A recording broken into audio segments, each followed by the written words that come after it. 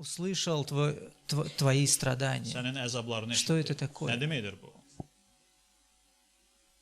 Это то, насколько Бог глубоко слушает нас. Yəni bu Tanrı nə qədər dərindən bizə qulaq Когда asdığına. еще даже işarə нет edir. стенания, Hətta hələ inilti səsləri yoxdur. когда еще даже нет этого крика души, нет Hələ o даже qəlbin проявления fəryadı yoxdur. эмоций внутри меня, İçimdə o fəryad, o emosiyaların и bir боль, она только зарождается, yoxdur. Hələ yeni doğulmaq üzrədir sanki.